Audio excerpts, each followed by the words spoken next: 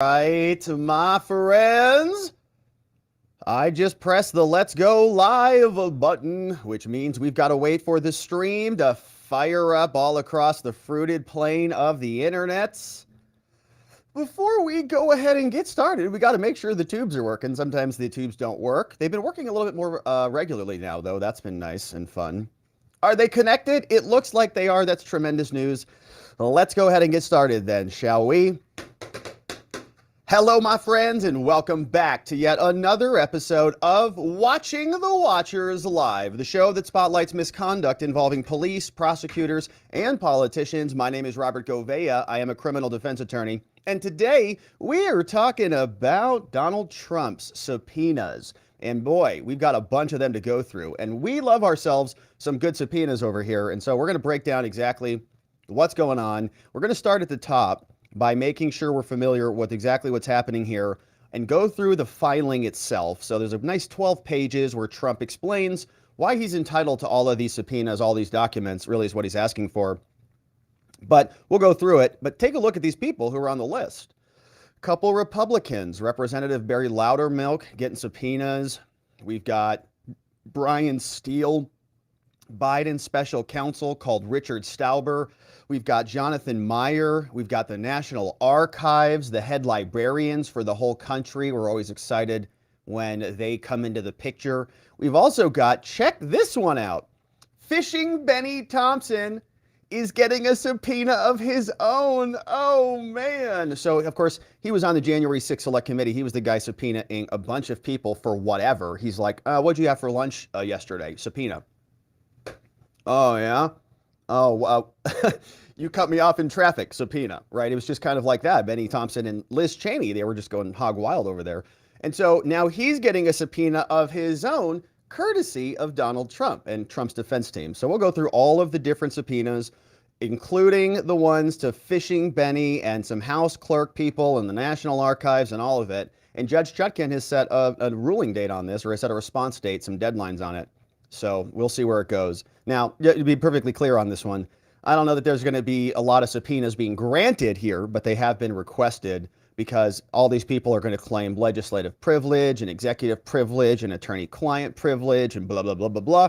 And we're in Judge Chutkan's courtroom. So, of course, we'll break that down a little bit further. But should be fun. And we've got more analysis coming up on that. I almost jumped the gun. So we got that. Then we want to see what's going on in Big Fani Willis's case, because, man, she is just going after everybody. You know, Big Fani can't put it down. And she's wanting now none other than Alex Jones to come in and testify. In fact, she got an order from the court. And Alex Jones is apparently, I almost call it Phalix Jones because it's Fanny's Alex Jones, you know, the whole thing. So Alex Jones apparently is going to be showing up to testify. And the question is he going to talk or not? And, of course, I think you can see he's saying something right here. He's mouthing something like, I'm probably not going to be cooperating. Yeah, I think that's what he's saying. I'm not going to cooperate. So we'll check in and see what his response is. We'll also go through Big Fani's petition because this is the one that she submitted. The judge issued the order on. And so she's not only going to be getting Alex Jones to at least appear, we'll see if he talks or not, but he's also granted an order for Ronna McDaniels to show up as well. Ronna McDaniels, of course, is the RNC chair. And there'll be a question if she shows up or not. And we'll see what that petition looks like as well. And then today, fresh out of the oven, was breaking news. We saw that Biden's irregularity is exposing the document cover-up. And, you know, I like that title. I might change that later, though. It's a curious situation because, remember, he has his own little classified documents problem that not a lot of people pay attention to because they say he didn't obstruct anybody. It was like an innocent just problem that he just happened upon. Oh, well, these classified documents got here. But they showed up all over the place at the Biden Penn Center, at Biden's personal residence and all this stuff. And they said that they found it and they just discovered it and they told everybody immediately. And the FBI came in and they figured it all out rapidly. Well, it turns out it's probably not that honest or accurate. In fact, they may have lied and covered this whole thing up because the Oversight Committee, despite being speakerless, have now published a new letter and they are sending a request over to the White House counsel's office, to Joe Biden's office, and they're saying, hey, your timeline on what you said happened when you discovered these classified documents doesn't match other documents that show what actually happened, right? In other words, your words don't match reality because you guys are a bunch of liars. And so they put that together in a neat little timeline. You can see we'll rewind the clock back to March 2021 when a lot of this started, right? This guy gets swept into office and they're like, oh crap, we got to clean this all up. We have no idea we were going to be able to rig the election like we did. So now we'll go through that and we'll see what the White House says. And of course, we know that Biden's classified documents problem is much worse than Trump's because he was a senator, not the president. He doesn't have the same opinion clause power that Donald Trump has. So we'll go through all of that and more, my friends. As you can see, there is a lot to get to today. This morning, we had a lovely members-only stream where we talked about a bunch of good stuff, including what's happening all around the world. We know there's a lot of conflict going on. Talked about that. We talked about the speaker's race, about who is next up, and it looks like maybe Scalise is going to be the next one. It's like, oh gosh, here we go again. So we have a lot of fun, and we have our members-only after party. Members really support the work we do here. We're super grateful for you. We try to deliver for our members. I know some other people, they just kind of, join. We deliver, man. We try to do morning streams multiple times a week, about 5-6 times a week. We do after parties after the show, and I've got some fun stuff cooking away in the incubator up here that I'm excited to share with you very soon, like this quarter. So watchingthewatchers.locals.com. I very much appreciate you signing up. You can also sign up on YouTube if Locals is not your thing. And when you sign up on YouTube, you can get access to the private Telegram group. Just make sure you navigate over to the community tab section and find us over there. We also want to send you over to robertgovea.com where you can sign up for our daily newsletter. Okay, so I know we post a lot of content here, and sometimes it's hard to keep up with it all. Sometimes YouTube doesn't show you us, and maybe you just want it delivered to your inbox. Just, hey, what's happening over there at Watching the Watchers? Boom. Sign up for the daily newsletter, get it delivered to your inbox, and we try to make that nice and beautiful as well. So without any further ado, we want to get into it. But, of course, this week, we're sending all of our love and extra donos and any super chat money or anything like that that you might consider sending here today, this week. It would really be nice to send it over to ericshouse.org, which is an organization I'm a part of. Of course, I've talked about this before, not a lot, but I lost my younger brother to suicide. And when that happened, there was a lot of devastation in our family. We didn't know what to do, where to go, or how to deal with it. And so my mom, who's incredible, she started this organization along with many other supporters, ericshouse.org, to help families who've lost a loved one due to suicide, overdose, or tragic death.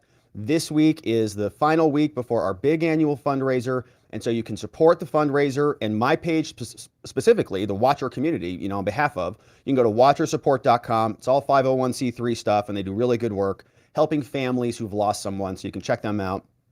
Or if you want to learn more about the organization, just go on over to ericshouse.org. You can find out more about what they do. Or if you know anybody who needs help, that's what they're there for, okay? If you know somebody who is in a situation like this right now, and unfortunately there are a lot of them, send them to ericshouse.org and they'll be able to help. They are standing by and ready to help. All right. Now, let's get into it, my friends, because it's subpoena time. Donald Trump submits for subpoena, sending these over to Judge Chutkan. Of course, this is in the January 6th case out of Washington, D.C., and we see a bunch of people on the subpoena list. Now, this is what the court docket looks like. You can see right here. Look at all these attachments. The main doc will read, then all the attachments. Boom, boom, boom, boom, boom. Subpoena, subpoena, subpoena, subpoena. We like that here. And here you can see the people who are going to be on the receiving end of them, including people like U.S. Representatives Barry Loudermilk, Brian Steele, Special Counsel Richard Sauber over at the White House, Department of Homeland Security, the head librarians at the National Archives, and Fishing Bennie Thompson. So stick around and we'll be sure to hit all of the actual subpoenas and see what's inside before we hear from, Liz Cheney, because she's still being very Liz Cheney. Is that ever going to change? Probably not. But before we can understand the subpoenas, let's see why Donald Trump's team is requesting them and what they think is the appropriate argument to the court. They've submitted this 12 pagers out of the District of Columbia, Judge Chutkan presiding. You see, it's the United States of America versus Donald Trump. And here it's President Trump's motion for pretrial subpoenas with an accompanying memorandum of law, which we'll read through now.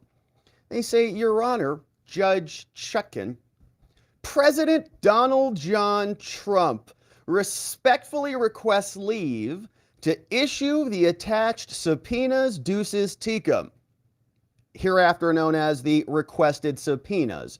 And duces tecum is a fancy word for saying with documents, bringing with documents, or show up and bring the papers.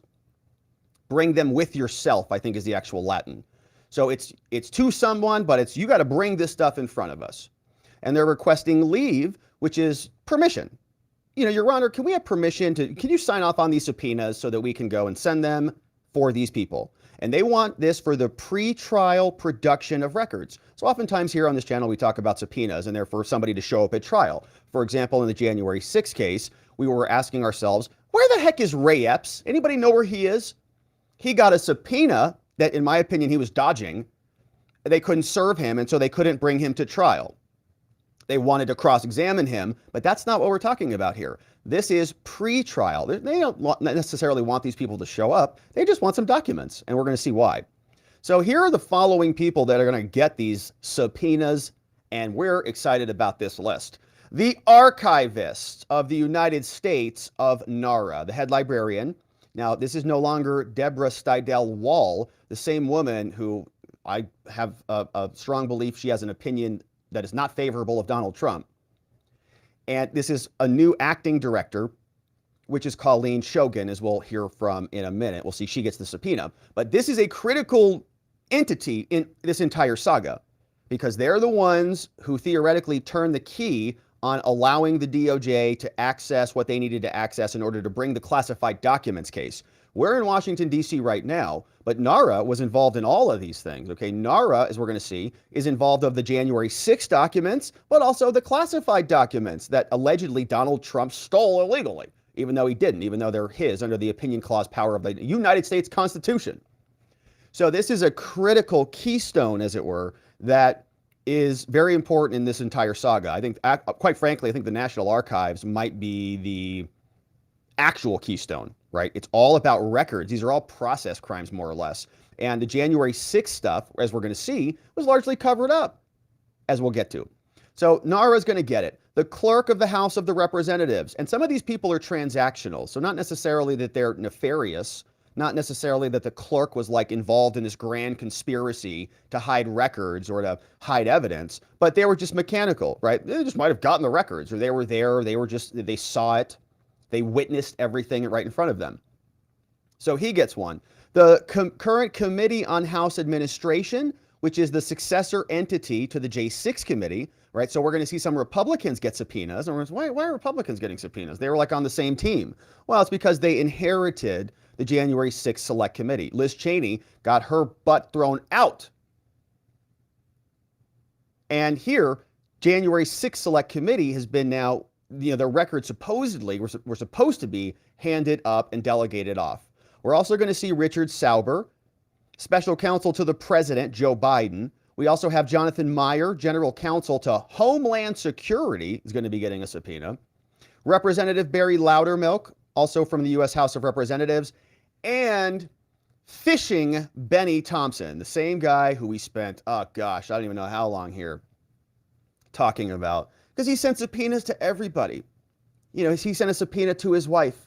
Honey, don't forget to get milk on the way home. It's like, gosh, this guy, calm down.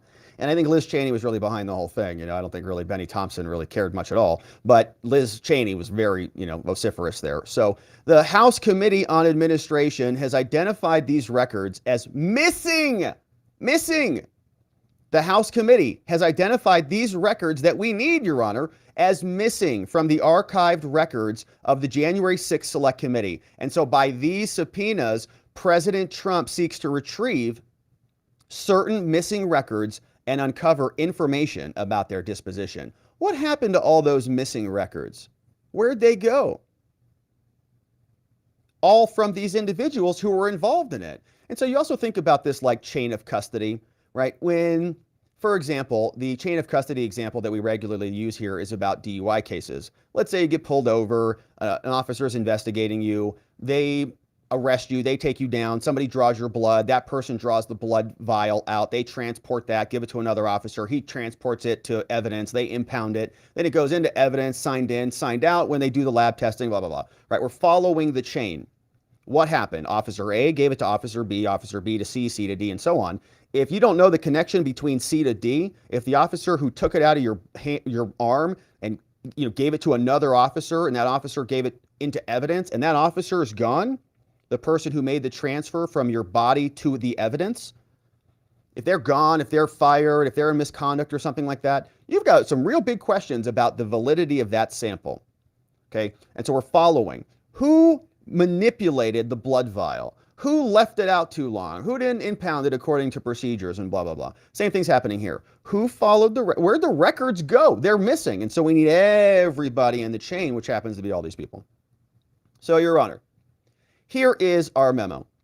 They say, Dear Judge Chutkin, President Trump is charged with conspiracy to defraud the United States. Also, conspiracy to obstruct an official proceeding, attempt to obstruct along with obstruction, and conspiracy against rights.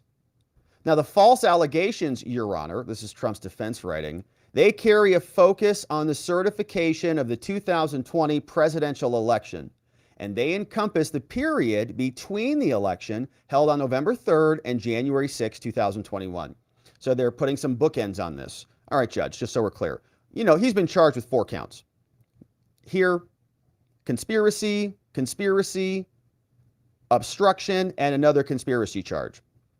All of the conduct described here that's illegal happened, allegedly, within these 2 bookended periods. So as the court is aware, Your Honor, a House of Representatives committee called the January 6 Fake Select Committee that was illegally constituted under H.R. 503 by their own rules. They're even referencing the House resolution that authorized them.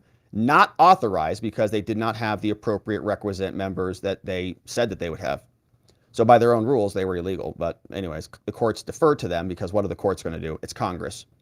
Committee previously, they investigated this with Liz Cheney and Bennie Thompson.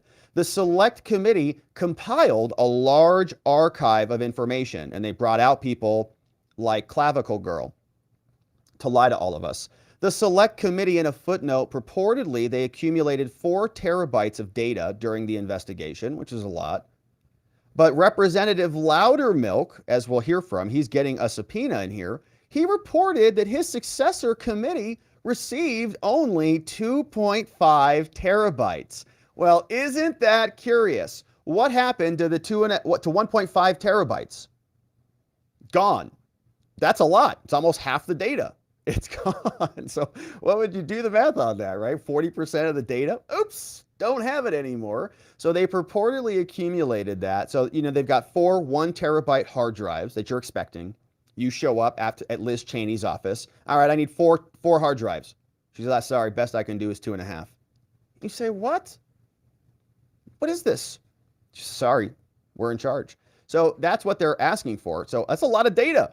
Now, upon the dissolution of the Select Committee at the conclusion of the Democrats' Congress last session, applicable House rules required that the Select Committee, Liz Cheney and Bennie Thompson's, that they transfer its records to the Committee on House Administration so that the next committee has it, so that they can preserve it and archive it, because their review is concluded. But according to a letter, which I have pulled up, from Representative Barry Loudermilk, who is the chair of the Subcommittee on Oversight, he says that Liz Cheney's Select Committee did not transfer or archive numerous records, collectively known here as the missing records, according to the Honorable Barry Loudermilk. Now, we have that letter, and let's take a look at it, because it is pertinent. Here is what we see that was sent back earlier this year, June 26, 2023. This one went over to the Honorable Bennie Thompson, signed, as you can see, by Barry Loudermilk, the gentleman we were just referencing here in Congress's letter. This is to Bennie Thompson. He says, hey, dear Bennie, right? This is one congressperson to another congressperson, and this is one committee head to another committee head. All right, Barry Loudermilk is the chairman on the subcommittee, Committee on House Administration. It's his rule. He gets the records. And he's now in charge. And Bennie Thompson is done. So he says, hey, dear Bennie, look, I write to you today in your capacity as the former chairman of the Legal Select Committee. As you're aware, I chair the committee that's supposed to have jurisdiction over the safety and security of the Capitol. Now, all committee chairs have a responsibility, that includes you, Bennie, to archive non-current committee records at the end of each Congress. Okay, it's House rules right here. Rule 7 of the rules. Right there, Bennie, follow the rules. It is the chair's responsibility to transfer the records to the clerk, who then stores the records with NARA. So we follow the bouncing ball. We follow the chain of custody, which is why Trump's people are doing the same. The resolution establishing the Select Committee added an additional reporting requirement by mandating that all records of the committee could be transferred to any committee designated by the Speaker. And so, of course, when they created this, they created their own records rules so that they could do what they wanted with them. Now, in the Congress, the rules reiterated that they would be transferred to House administration. Okay, after they passed it, they didn't know that they were going to lose Congress, so they passed it and it goes to House administration. So that's where Barry Loudermilk is now. He says, okay, Bennie, as part of my oversight responsibilities, I got these records, these terabytes, and my staff and I have reviewed the records and we have received. Now, as you can imagine, Mr. Thompson, I was concerned to discover that some non-current records were not archived despite the requirements of the rules that were established. The video recordings of the transcribed interviews and the depositions, which were featured prominently in your hearings, were not archived or transferred, okay? Only the written transcripts were provided. So all of the videos of everything that they did, which is why you record them, okay, nobody believes a transcript because you can change it. That's why you transcribe a video. So you can reference it. Yeah, well, because what happens? You say, oh, it says here that you said this. I didn't say that. Oh, you didn't say that? Pull up the tape, pull up the game tape, go to it. Yes, you did. It's right there. Well, it's not what I meant then. All right. So it's clear that nobody believes the transcripts. All right. First of all. And secondly, we've read the transcripts and they are terrible. They are some of the worst concocted transcripts that you've ever seen. It's like somebody was typing with their forehead. They don't even, in many of these interviews, articulate who was asking the questions. There's multiple questions lined together. They were just free-for-alls.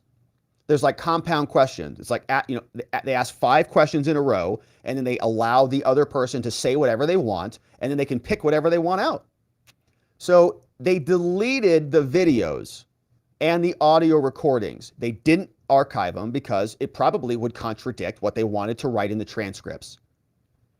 So it's a disgusting deletion of evidence, right? In any other, in a real country, in a criminal case, if the government deleted evidence that was against you, honestly, their case would be dismissed ordinarily if you weren't practicing in Washington, D.C., and the prosecutor would be reprimanded or disbarred, right, for deleting evidence that you're entitled to. Actively, knowingly, in violation of the rules. It's a disgusting thing that they've done, but they did it. So furthermore, you sent a letter to Mr. Richard Sauber, special counsel to Joe Biden, on December 30th, 2022, Bennie. In the letter to Joe Biden's lawyer, you stated that you cannot ensure the enforcement of the commitment to maintain the confidentiality of the identity of the witness. You go on to say that you were returning the transcripts to an undisclosed person or place for appropriate review and timely return, and then designation to proper handling by the archives. You also said that Nancy Pelosi allowed you to do that. So just so we're understanding what happened. Bennie, before you deleted the records, okay, you didn't save anything, or a portion of things, you told the president's lawyer what else would you like to basically delete, okay? Allow them to review. So send the partisan hack job from the January 6th committee over to the White House before everything gets saved. Is there any revisions you guys would like to see made before the document goes public? You then also sent a letter to Homeland Security.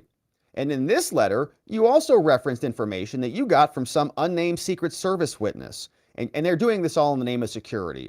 By the White House, protect the executive branch, protect Homeland. You noted that the Select Committee was dissolving and that you cannot ensure the enforcement of agreements. And so, right, you cannot ensure, like, the Republicans are going to honor their agreements. The Republicans are going to get their hands on this, in other words, and they're going to go hog wild. So before we save this file, delete the stuff that you don't want saved. Guess what? We wake up and 1.5 terabytes have been deleted.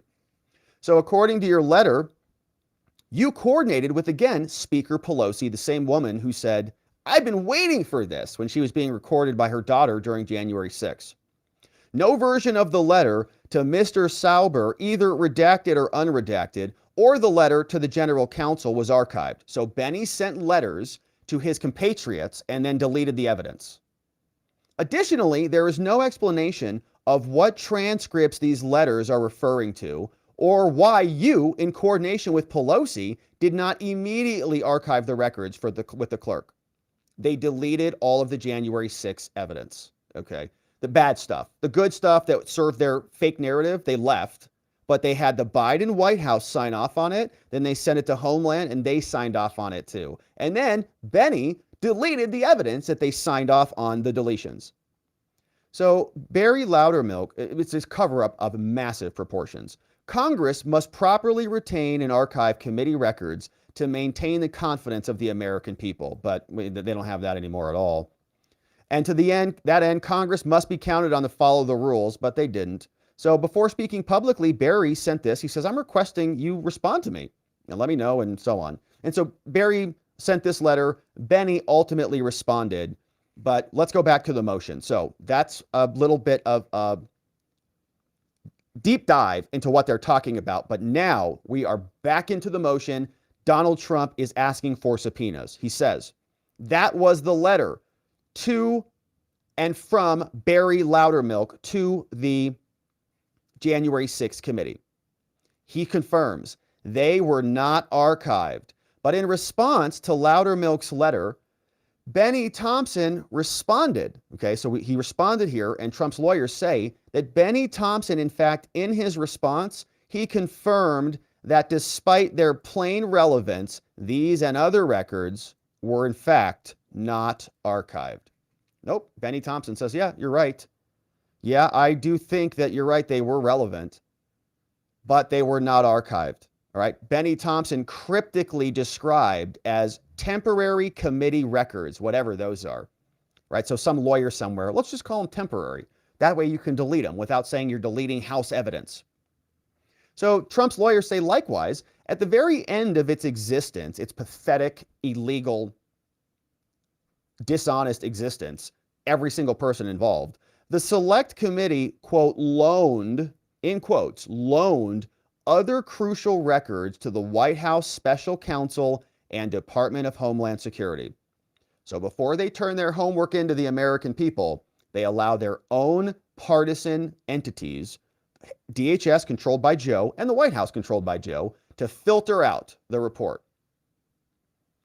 From the descriptions in the letters, these materials include important intelligence and other law enforcement information and records identifying witnesses and other information that the Select Committee deemed, quote, sensitive, pursuant to agreements with the White House and DHS. But they didn't send this over to the Republicans, did they? You didn't get the minority Republicans at the time taking a look at this. In truth, Trump's team says there was no, quote, loan at all. And the Select Committee's failure to archive the materials was intentional. Bennie Thompson provided the materials to the White House and DHS on Friday, December 30th, knowing full well the Select Committee would dissolve the very next business day. Look when he did it. As planned, the Biden administration did not return these documents prior to the dissolution of the Select Committee, and as a result, the Select Committee did not, quote, properly archive that material with the rest of its records. Oh my gosh. So they sent it over. Do you see what they did? They bundled it all up. They said all of this. So it's not like the White House even really commented on it or signed off on it, right? As we were reading this, it came to me like they were saying, delete that, delete that, delete that. It doesn't read like that now. It says what Bennie Thompson did is he put all of this stuff on a hard drive. He's like, this could be sensitive. And then he sends it over to them on the very last day, knowing that they're not going to have time to send it back. And then the committee's going to expire. And so with the committee's expired, there's nobody to send the evidence back to. So it's just gone. It disappeared. And here are the rules. They say December 30th was a Friday. Monday, January 2nd was a federal holiday. And Congress ended at January 3rd at noon. So there was just not enough time. They just timed it perfectly. These people are so dishonest. It's actually pretty impressive how disgusting they are.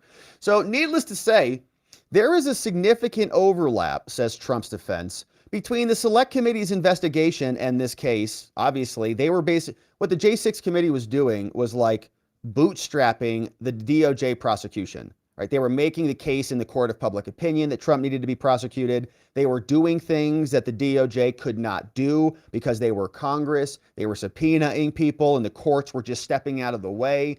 What we saw was a fake show trial, really, in our own Congress, where there was no adversarial proceedings at all. No other witnesses were brought in to testify that were adversarial to the narrative. Republicans didn't get to cross-examine the witnesses that were brought in. It was all fake. So it was done to give a bundle of evidence, all the good stuff. You know, if this was an actual criminal prosecution, the government has to disclose the exculpatory materials to the defense. But Congress doesn't. Congress can go get whatever they want. And then anything that's bad, as we see here, they just delete. So Trump doesn't get to see any of the good stuff. They get to filter out all of the bad stuff for them, package it up, and then just leave it ready for the DOJ to run with. It's exactly what they did. So here, it's a lot of overlap. And so Trump's defense says, Your Honor, there is a strong likelihood that individuals discussed in these missing records that were all deleted, 1.5 terabytes, that they could be called as trial witnesses. Indeed, the letters from the Select Committee transferring these records to Joe Biden's White House and Joe Biden's homeland indicate just how important the committee considered these witnesses to be. And so Trump is fully entitled, Your Honor, to seek the missing records by subpoena. It is also equally important to determine if these records have in fact been lost, destroyed, or altered. The requested subpoenas, Judge Chutkan, are narrowly tailored to achieve these legitimate ends. We're not fishing like Bennie Thompson was. And this is fundamental to ensuring Trump's right to a fair trial under the 5th and 6th Amendments. And as missing records, as they're currently unavailable, the requested subpoenas would not be duplicative of any other records, either publicly available or produced in discovery. So don't tell us, Judge, that we can just go find this somewhere else. We can't. They say they deleted them and nobody has them. So, accordingly, Judge Chutkan, President Trump requests leave to serve the requested subpoenas, which we'll go through, which include the narrowly tailored documents that are listed below. As these records may be maintained by more than one party, they might be in multiple locations, President Trump seeks leave to send a substantially similar subpoena, very similar as we'll see, to 7 likely custodian of the requested records: NARA, the National Archives, Clerk of the House of Representatives, Committee on House Administration, which succeeds the J6 Committee, Loudermilk, Fishing Bennie Thompson, the Special Counsel to the White House, and General Counsel to DHS. And here are the things they want. They want the Select Committee missing materials. And I want that too. And, you know, it's really a dishonest thing that they would do to delete the evidence, to not make it public. It's just missing somewhere, okay? It's technically not deleted, but it's out. It's not where it should be. It's in this ether that's called an expired deadline somewhere. So they want records and communications about methods, practices, instructions, litigation, and all the things that came to the records. What happened to the missing materials? And I really like this phraseology, missing materials. Because it is. Where is it? Where is the missing materials? Nobody knows where it is. They know where it is, but the Republicans do not.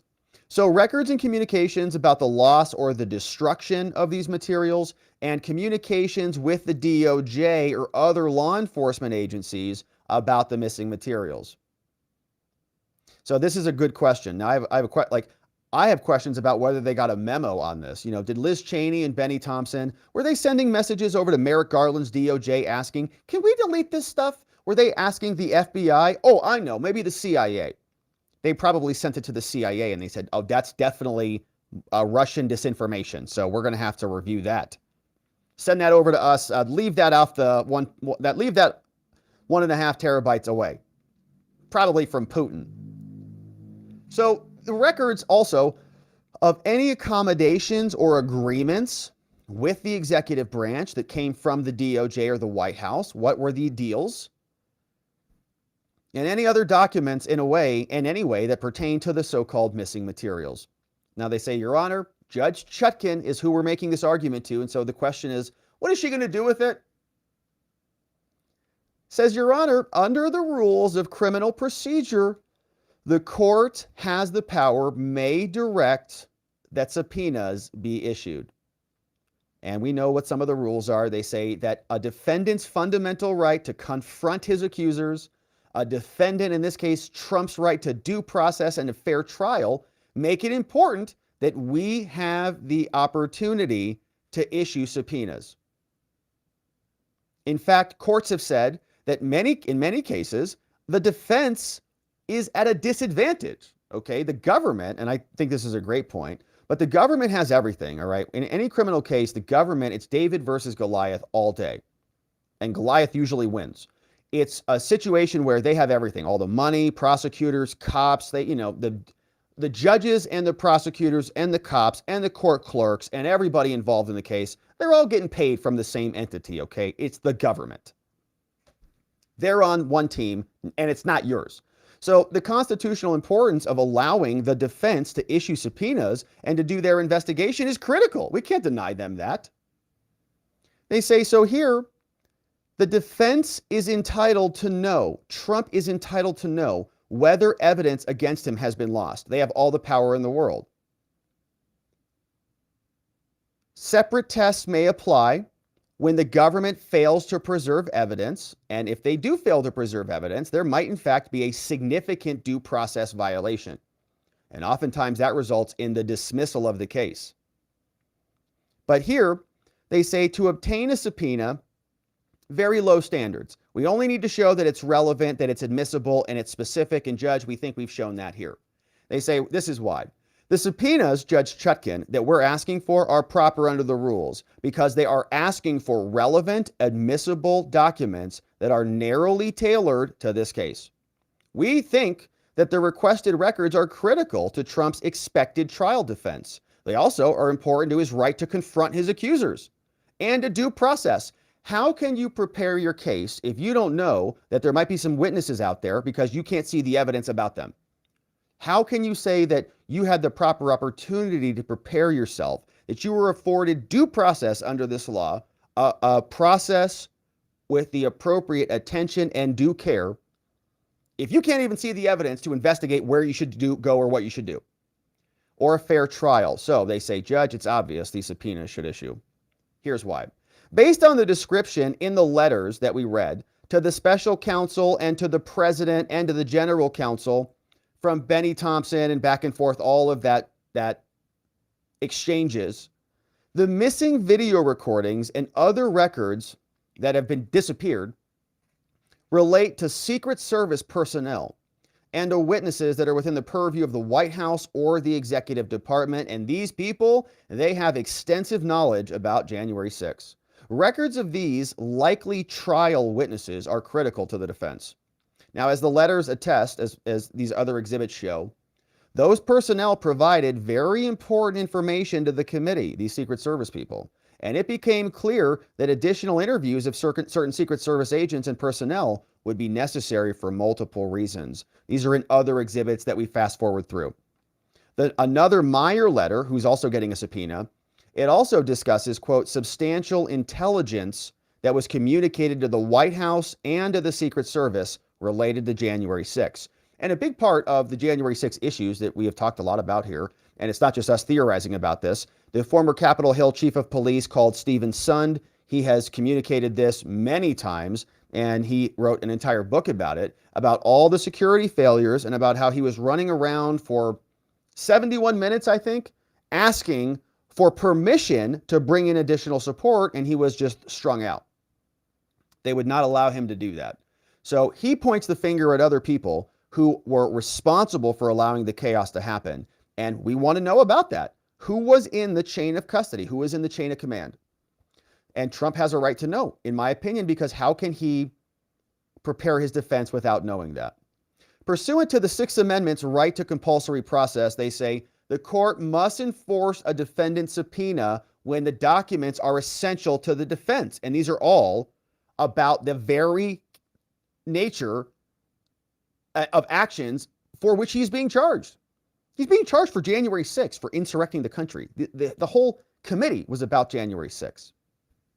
They say, Your Honor, these requested records are necessary and they're not overbroad. We seek limited categories of documents, only 2 highly relevant topics that we want to know about.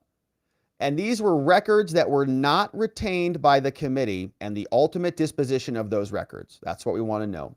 This is not a general fishing expedition like Bennie Thompson was doing. It only concerns a specific issue, just one, the deleted records. And they don't include documents related to anything else that the committee was doing. It's just very narrow.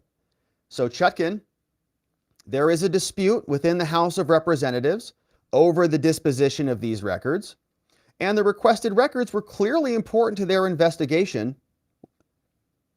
So they're important, okay? They were important to January 6th, so they're important to us. And finally, given the limited subject matter requested, the government, Jack Smith, should have very little trouble locating these documents and confirming they have no such documents. And in any event, retain the right to object. We retain the right to raise further objections. So they're saying, you know, Your Honor, if he goes and he comes back and he says, we actually don't have those, that's going to prompt another problem for us. We're then going to turn around and say, oh, that's interesting. So you deleted it then. Currently, they're missing. We don't know where they are. But if we found that you deleted them, that's a whole different category, right? Now we cannot get them. Now you destroyed evidence. Now you destroyed exculpatory evidence, possibly. We don't know. There are repercussions for that. Now, I think what Judge Chutkan is going to say is that some of this stuff that they're raising here she's not going to care about. She's going to say, well, look, I don't have no, so like this will be a jurisdiction, right? I guarantee you when she issues a response denying these subpoenas, which she will, she'll say, it's outside of my scope, okay? The courts don't have authority over what Congress does with their records, in other words. I can't step into it's going to be the same argument we heard previously. When we made the argument that the January 6th committee was illegally constituted because they were supposed to have 13 members on there, 5 of whom were supposed to be Republicans reported by the minority party, they didn't have that. It was supposed to be 8 Democrats, 5 Republicans. It was 7 Democrats, 2 Republicans, so-called, Kinzinger and Cheney. Then they called it bipartisan because they threw up a couple fake Republicans on there. But what happened was, anything challenging those, the courts just said, it's Congress. Separation of powers. They can do whatever they want to do. It's their business. And we can't mandate they do something or the other. So we're just going to let Congress deal with their own records and Congress can figure it out. So they'll distance Trump's ability to get these things based on technicalities, jurisdictional problems, legislative immunity, executive privilege, whatever, even though the documents are absolutely clearly relevant to Trump's prosecution. And of course, look, if they didn't want to have Trump go and bring in these documents, maybe they shouldn't have prosecuted him on a January 6th prosecution when he's running for president and make the criminal case about the entire election, right? Like the facts of this case and the documents related to the case, they're going to say are subordinate to the privileges of the institutions. But they're the ones who are saying that essentially what happened to those institutions are at trial.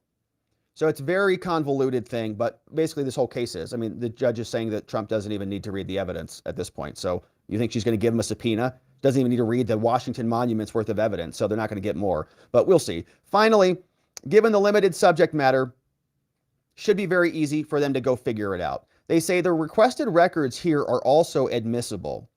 The materials don't actually need to be used in evidence, but they could be used in evidence. And one feature of the evidence that was identified in one of the other letters here is that it could be used to show that notice to the White House personnel about the events of January 6th. Show notice to White House personnel. The indictment directly alleges, so the crime is saying that Trump directed supporters to the Capitol to obstruct the proceeding, all right? So Trump gave the affirmative act.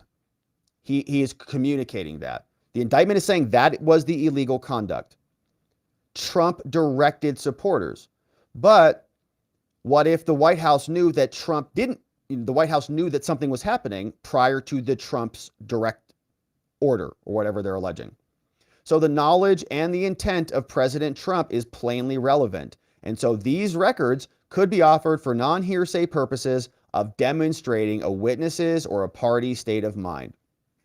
Of course, there are also impeachment materials that we could use, and to the extent the government intends to call witnesses from the Secret Service or from the White House, a subpoena here is proper. So, Judge Chutkan, for the foregoing reasons, President Trump respectfully requests this court grant counsel leave to issue the attached subpoenas and require the production of records within 2 weeks of service of the subpoena, signed here by Trump's defense team, John Lauro and Todd Blanche. And now we'll take a look at the actual subpoenas. And as we saw, they're going to be very similar because they're looking for the same types of things, but very good. I like to see that they're going for this. And even if it gets denied, which I think that it will, Trump is going to say, see, I told you so. What we're going to see from Trump, and I don't want people to get too demoralized out there, are a lot of efforts that are probably going to fail.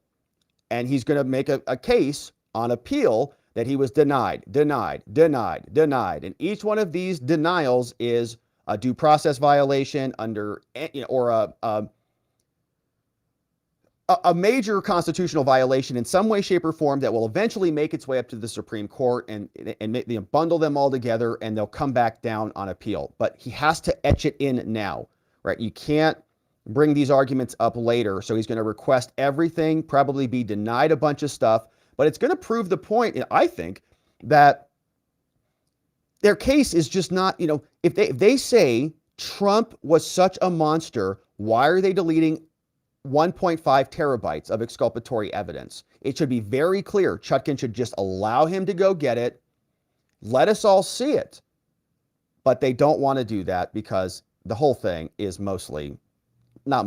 it's fake. So this is what we see being sent. Now, here are the various subpoenas. So just a quick refresher of who these people are. Loudermilk got one. He's from Georgia. Steele got one from Wisconsin. Sauber, Joe Biden's lawyer, got one. We've got this guy, Jonathan Meyer. He's the general counsel who got a subpoena. NARA, the National Archives, the head librarian, Colleen Shogan, got one.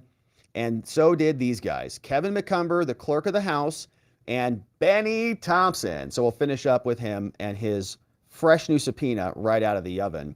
This is the first one, and they're all going to look very much the same, but this is what it looks like.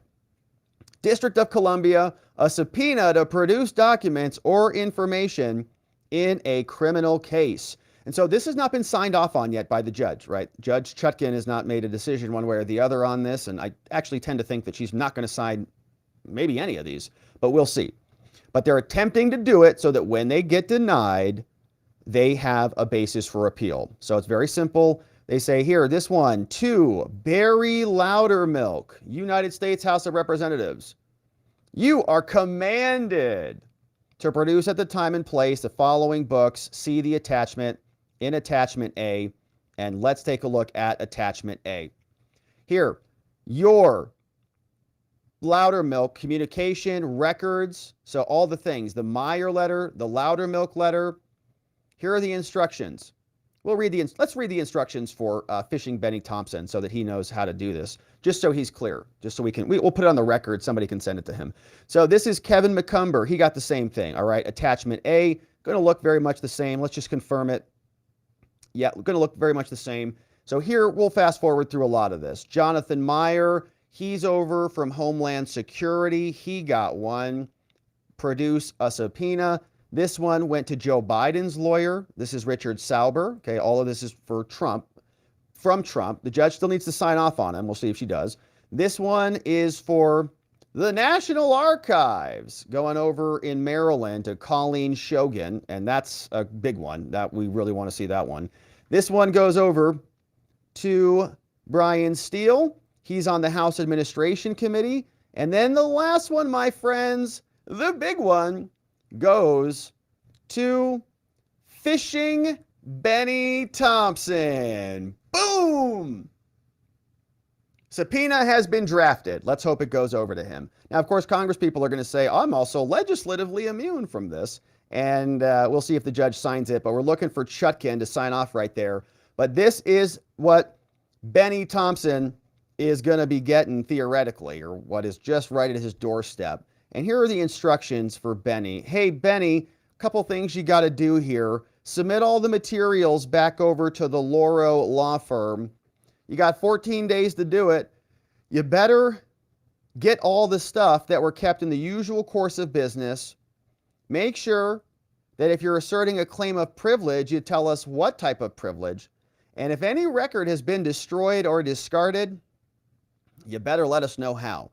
Tell us about the date of the destruction, how it was destroyed, and the reason why you destroyed it, and the identity of the last custodian as well.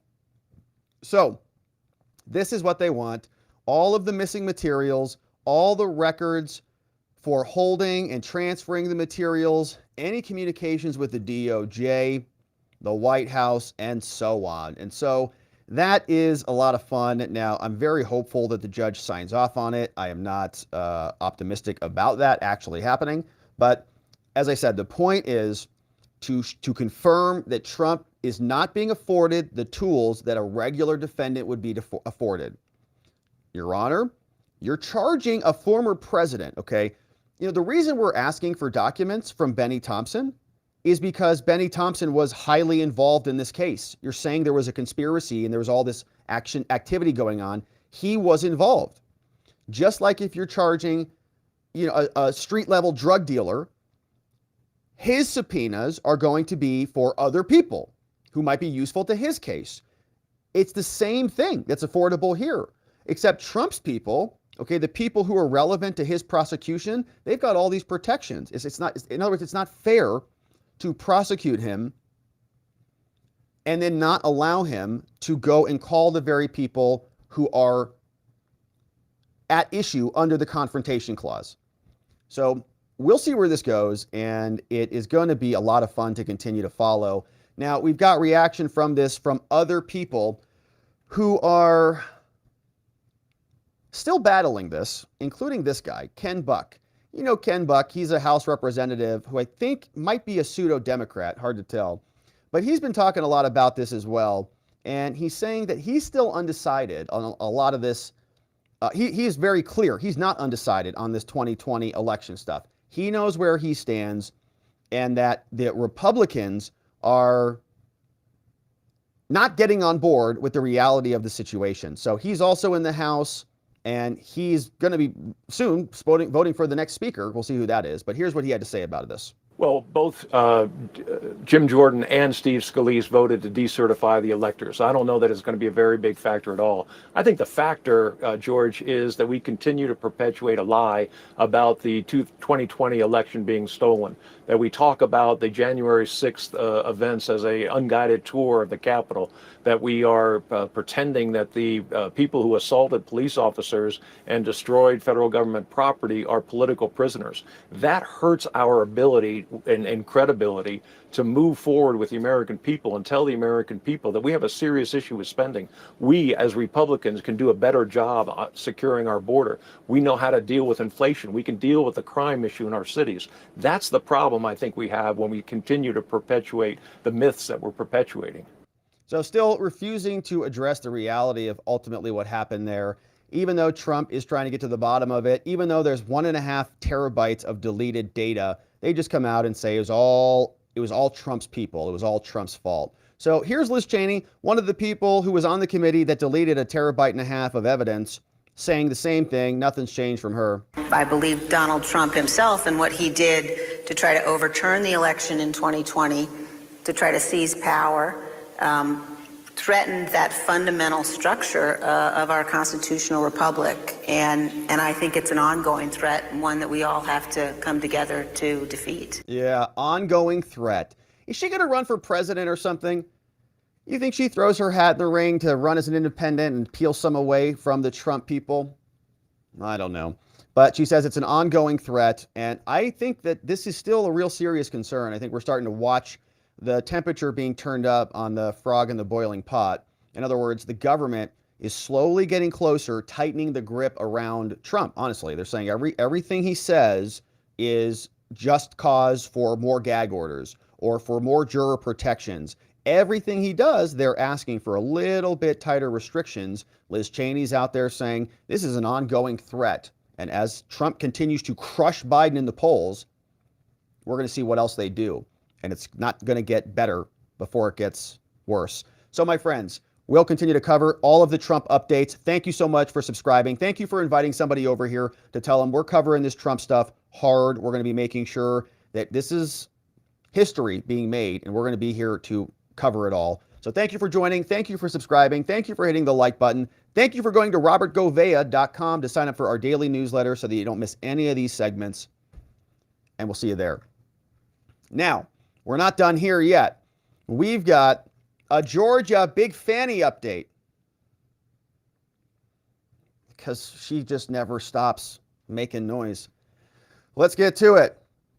Big Fani Willis making a lot of noise out of Georgia. And she wants to bring in some additional witnesses in her prosecution of Trump, including, you may know this guy, Alex Jones. Why would she want him to come and testify? Well, we're going to see. We're going to go through her petition, and the petition has already been granted. The Judge McAfee out of Georgia, has already ordered not only Alex Jones to show up, but also Ronna McDaniels, who is the RNC chair. And so we're curious as to why she's called in to testify. And so we'll see what the petition is for her as well. But this is all not in actually Trump's trial. This is a RICO case, so it involves a number of different co-defendants, 18, 19 co-defendants.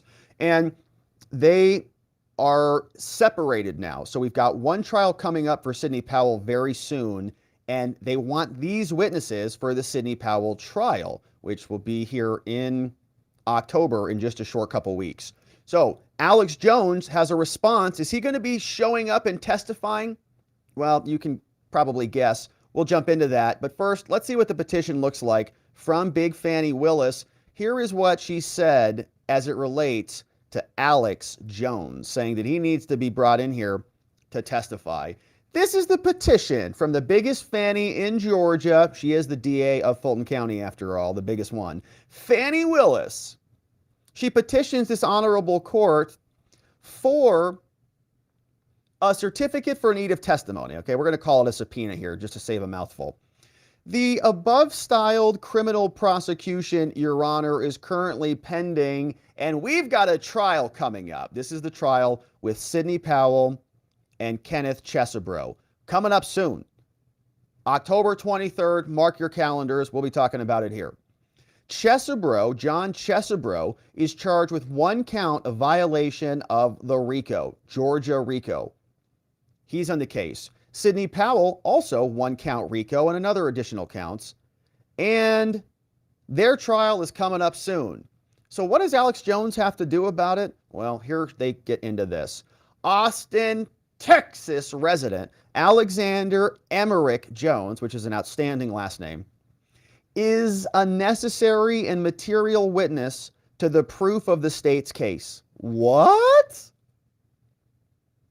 Alex Jones is a material witness to the proof of the state's case. That's curious. Specifically as to the defendant, Kenneth Chesebro. They say on November 18, 2020, Alex Jones showed up to a Stop the Steal rally at the Georgia State Capitol, and he was there along with the convicted insurrectionists, the Proud Boys and the Oath Keepers. On January 6, Alex Jones also participated in the march at the Capitol alongside the Proud Boys and the Oath Keepers and others. This is a scary thing They prosecuted these people for 22 years and 18 years. They were not even there. Some of them. According to the public statement made by Alex Jones, there's a quote that says the following: "The White House told me 3 days before, we are going to have you lead to march." All right, Alex Jones said, "The White House told me 3 days before, we are going to have you lead the march." Alex Jones, right? Saying, Trump's people said, "I'm in charge." So while using the bullhorn, Alex Jones told the crowd marching on the Capitol that this was, quote, "the second American Revolution." Video footage shows that Kenneth Chesebro was marching on the Capitol alongside with Alex Jones on that day in an attempt to disrupt and delay the joint session of Congress. So they say, Your Honor, Alex Jones will provide evidence to the jury of Kenneth Chesebro's involvement in the conspiracy, including without limitation to the march on the Capitol and his involvement in it. They say Alex Jones is necessary, and he's a material witness. He possesses unique knowledge about communications between himself and Kenneth and a number of other known and unknown individuals that were in a multi-state coordinated effort to influence the result of the election. That giant Big Fani RICO conspiracy. It's bigger every day. Every day we show up, Big Fani. The testimony of Alex Jones will not be cumulative of any other evidence, meaning that nobody else can give us what we need. Alex Jones has it all. And Alex resides outside of the jurisdiction. That's why he's unable to be served with process. So they're getting permission, and then they'll go get a valid subpoena if they need to in his home state. They say he currently resides in Austin, Texas. He's going to be required to be in attendance and testify before the trial in this matter. It is not known at this time which specific date he will be called, as a jury has not yet been sworn in yet. The district attorney reasonably anticipates that his testimony will not exceed 1 day. So Big Fani's office will pay all reasonable and necessary travel expenses to secure Alex Jones' attendance, including travel expenses and witness fees. He should fly private, in accordance with the Uniform Act to secure witnesses from without a state in criminal proceedings. So if Alex Jones comes into the state of Georgia pursuant to this request, directing him to attend shall give him protection from arrest. So so he says here, both Texas and Georgia have adopted the Uniform Act to secure witnesses. So there's reciprocity between the two.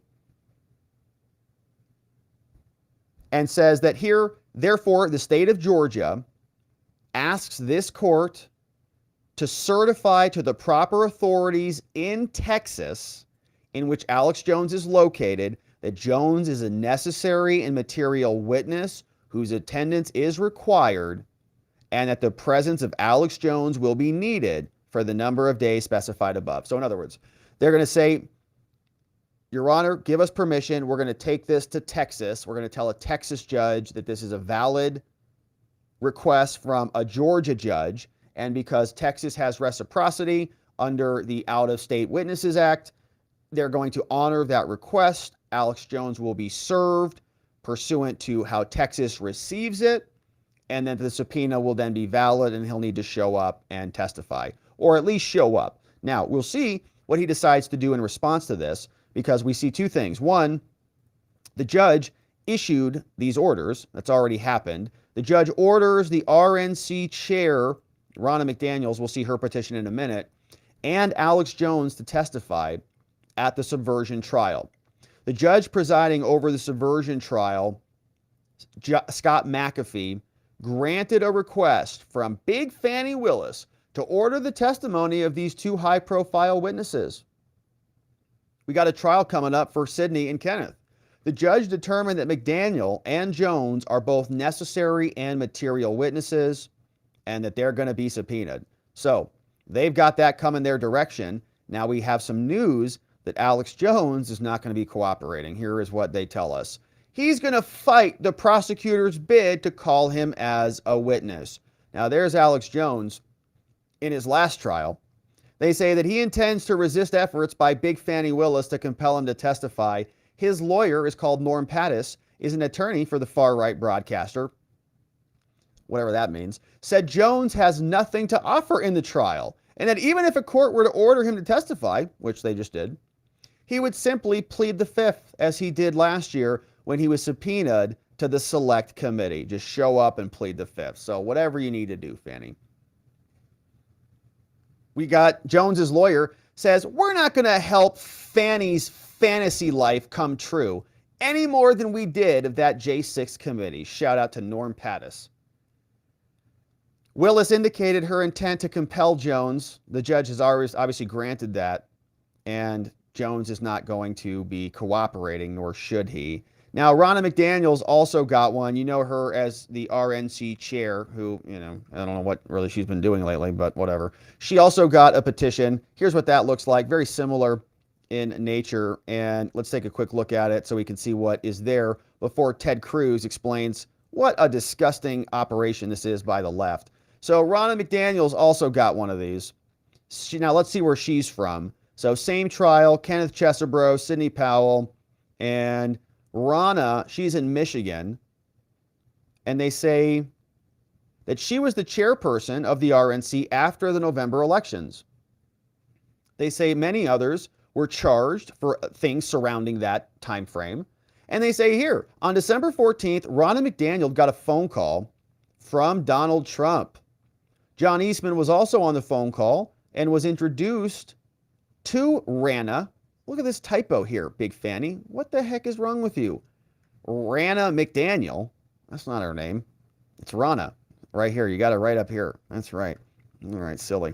All right, so John Eastman was also on the phone call and was introduced to Ronna by Trump. John Eastman told Ronna that the importance of the RNC helping the campaign to gather contingent electors for the presidential election. Right, the alternate electors.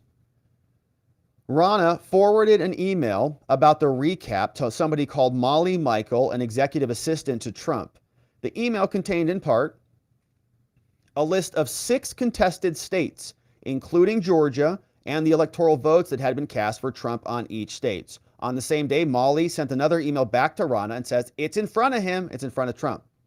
So Ronna is going to be called to provide evidence of Kenneth Chesebro and his involvement, particularly how he communicated between Trump and John Eastman. And Ronna has all this information, and because she's outside of this court in Wayne County, Michigan, we need you to give us permission to go tell them in Michigan that we need Ronna to come in here. So we're going to go to the proper authorities in Michigan so that they can help us issue a subpoena for her. Signed off on by the same people from Fani Willis's court. So Jones will not be cooperating and not be testifying. The question is, will Ronna McDaniels? Time will tell. But this is Ted Cruz now ripping the left, right? What's happening here is just a political, legal witch hunt. She's going after everybody. Alex Jones, Ronna McDaniels, like the list goes on and on. Sidney Powell, they just keep bringing people in. Even if you're not charged as a defendant, you still are subject to Big Fani's whims and her prosecution. And you got to come in here and testify because a Georgia judge is ordering you to do so. It's expensive.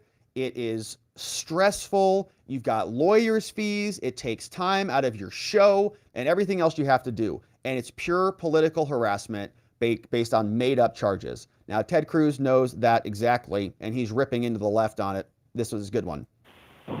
So every time, today's Democrats would make Sigmund Freud proud. He talked about projection, and whatever Democrats accuse others of doing, they're almost invariably doing themselves. Every single time Democrats use a phrase like save democracy, what they really mean is elect Democrats. In their view, anything that elects Republicans is an attack on democracy, and anything that ensures that Democrats stay in power is saving democracy. That includes whether or not it's voter fraud, whether or not they're canceling debates, whether or not they're refusing to participate, anything that includes their efforts to strike down every voter fraud law in the country, to register millions of felons to vote, and to register millions of illegal aliens to vote. All of that they call saving democracy. What they mean is preventing Democrats from ever being beaten. You got to understand, Democrats hate democracy. It's also why they want activist judges. It's true. They do hate democracy. They don't want anybody to even be able to participate in democracy. So they silence you and they propagandize you to death. They censor you and they take away your ability to even participate in America life. You've got prosecutors like Fani just prosecuting their political opponents openly now, compelling Alex Jones and others to testify. We'll see if they do. As we continue to cover Big Fani's prosecution, there will be much more coming. Thank you for subscribing. Thank you for liking. We'll be here on the next one. And my friends, one final segment to wrap it up on the day. We've got some fun stuff with the Biden crime family now. And yeah, this one's curious. Do I have this one open? We certainly do.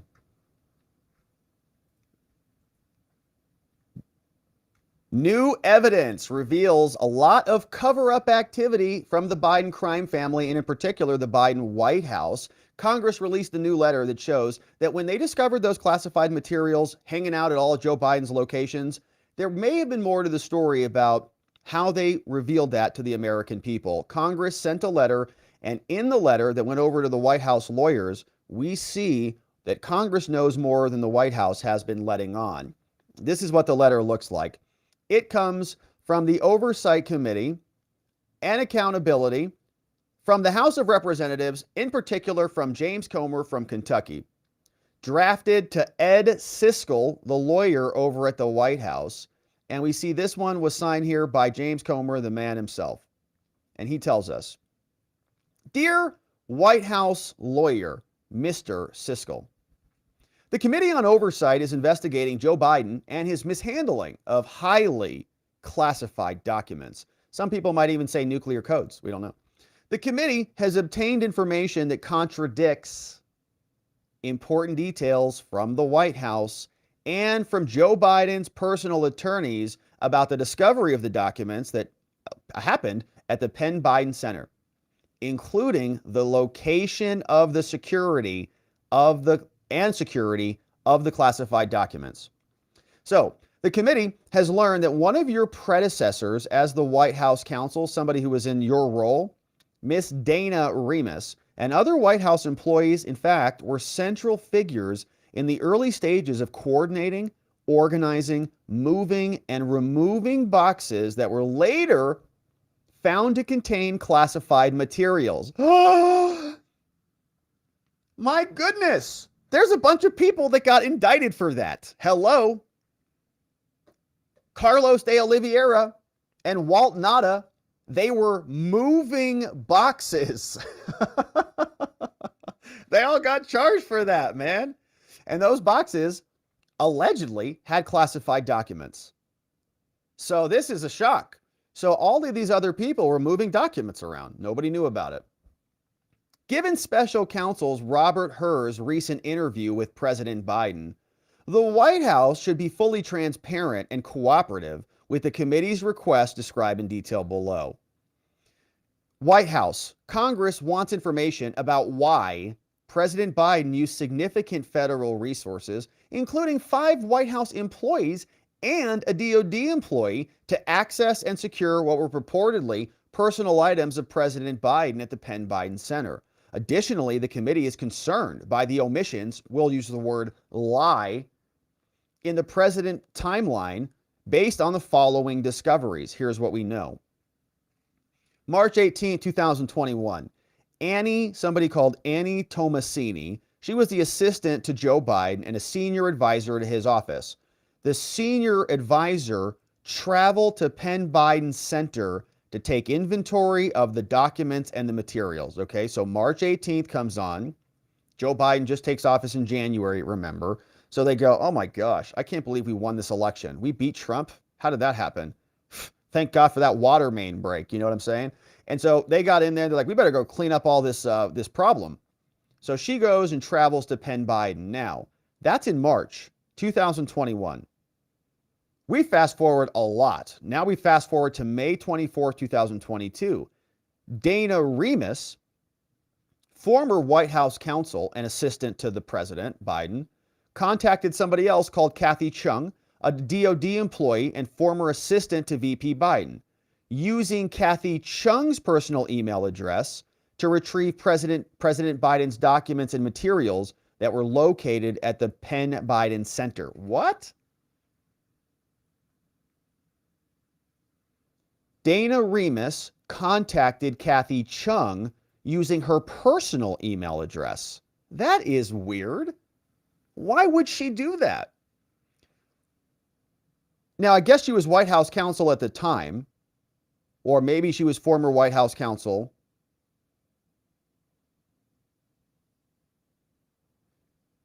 One of your predecessors as White House counsel, right? Dana Remus. So I'm presuming that at this moment, Dana Remus was still White House counsel. Okay. In other words, former, it means now, not at the time of May 2024. So the actual employed White House counsel sends a DOD employee an email to the DOD employee Kathy Chung's personal email address about Biden's documents. Why would that be? Kathy Chung, then, the DOD person, using the personal email that she got from the White House lawyers, she then went to the Penn Biden Center to pack up Biden's documents and materials. So she goes. So that's curious. So what happened after Annie Tomasini went there? And the documents were apparently sitting there for quite a long time. So then, 2 days later, after Kathy Chung, through her personal email, goes and picks up the documents, White House counsel then, and another person called Anthony Bernal, also assistant to Jill, so-called doctor, and another White House employee, they went to the Penn Biden Center. They also took possession of boxes of documents, but they could not fit all of their boxes into their cars. Too many classified documents and Hunter Biden crack effects. So they're like, man, there's so many documents here. I mean, Joe Biden's been in the government for Lord knows how long. So they come back about a couple months later, October 12th. Ashley Williams, another special assistant to the president, and somebody else named Pat Moore, they then go back to the Biden Center again, and they do the next wave of assessing files and looking at the boxes, okay? So how long were these classified documents just sitting around in the Penn Biden Center? Nuclear codes, war plans, we don't know.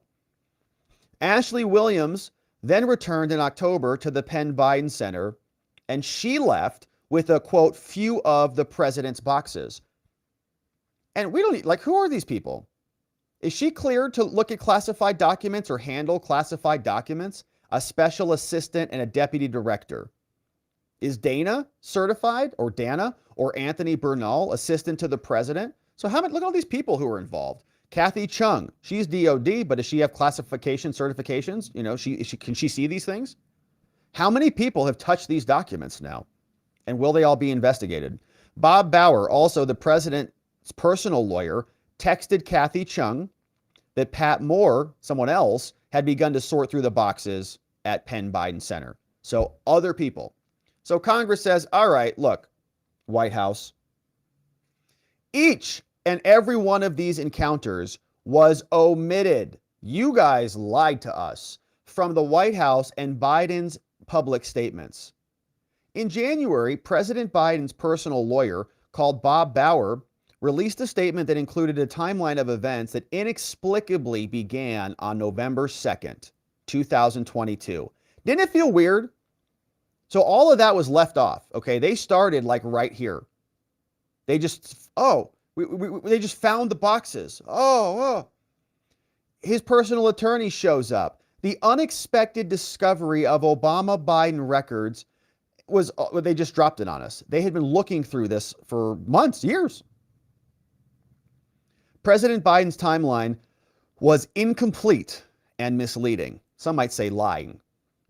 It omitted months of communications and planning and coordination among multiple White House officials, DOD officials, Biden Center employees, Biden's personal attorneys to retrieve documents.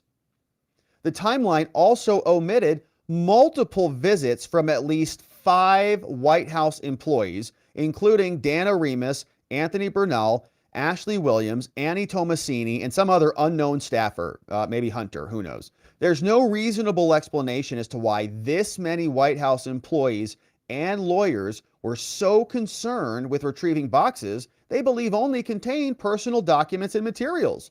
They were freaked. Indeed, their visits dated back to March 2021. Annie Tomasini initiated contact. She was going to schedule a visit to, quote, take inventory of what was left at the center.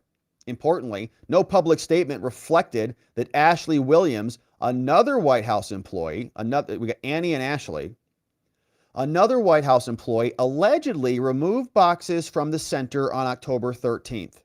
And so these are the same people screeching at Trump, screeching at the right for being so careless with your documents, right? Rachel Maddow and Keith Olbermann, with the foam at the mouth, screaming on the platforms about what a reckless criminal Trump is. He's being prosecuted for crimes.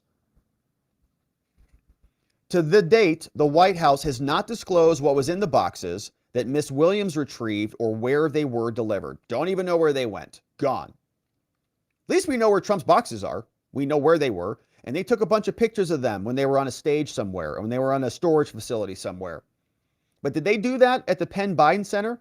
Did you get the FBI coming in here and taking photographs and dumping documents all over the floor with Joe Biden's names on it? No. Because they like him.